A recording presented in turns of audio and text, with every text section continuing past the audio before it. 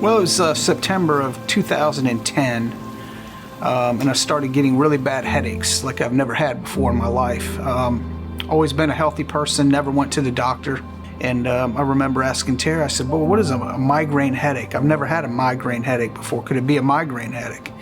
And she said, well, maybe. We'll go to the store and get some migraine medication and take it and see what happens. And it just didn't go away. One of the girls that I worked with told me, just go by a doctor's care. They might be able to give you a shot and have the headache go away, which I did.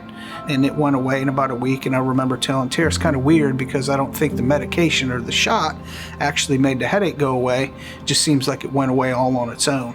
And for the next 3 months, I never had one symptom come back.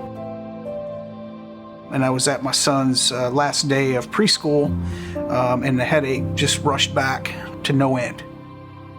I remember telling Tara I need to go see the family doctor on Monday morning, which I did, and went in, and I remember talking to my doctor and him telling me, well, I know there's something wrong because you never come and see me. I'm going to send you over to get a scan, which he did, and they took the scan, and that's when we looked at the scans and determined that I needed to go in and have the tumor taken out. It was about the size of a softball in the middle of my head, and it pushed one side of my head over to the other side. And the doctor's like, let's get you in the hospital right now. And I said, nope, I'm staying home for Christmas. You can schedule me after Christmas.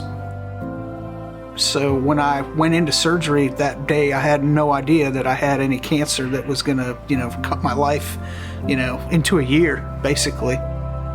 My husband had grade 4 brain cancer. It's the same cancer that killed Ted Kennedy. He used the word glioblastoma, no idea what that meant, and he told me to go home and get my affairs in order, that we were looking at probably about a year. So we had our surgery at another facility, and once we've got the diagnosis and the prognosis, I felt like we needed to be somewhere where we had other options besides the standard treatment of care. Mm-hmm. Reading the statistics, we knew that he was looking at a year to live, going no other route but traditional chemotherapy. And it's proven over and over again it doesn't work on this cancer. It turns out we qualified for and enrolled in a clinical trial that required us to be approved before you started a chemotherapy treatment. Our doctor down here at MUSC was fabulous. He actually gave us hope, but very realistic hope, that this was unproven. But when you're dealing with this kind of cancer, what could be worse? So we figured if it doesn't help us, you owe it to somebody else to at least try it.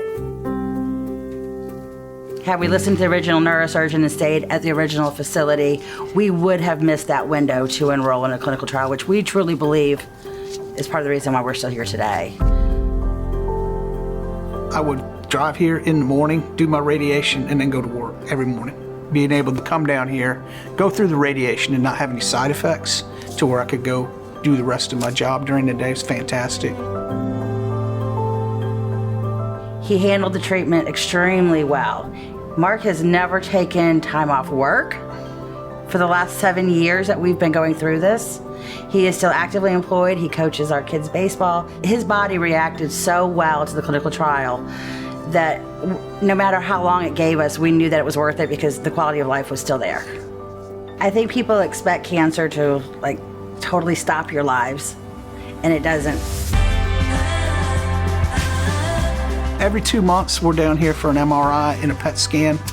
So I guess going on 3 years now, we've been off any medication and we're just back for MRIs and PET scans and a doctor's visit.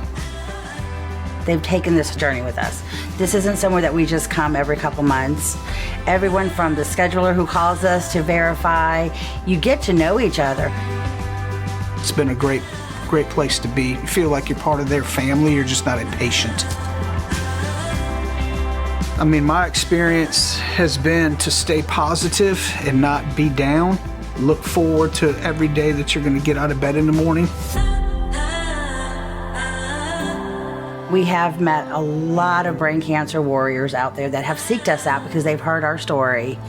And people do need that hope. They needed to hear that you can beat this.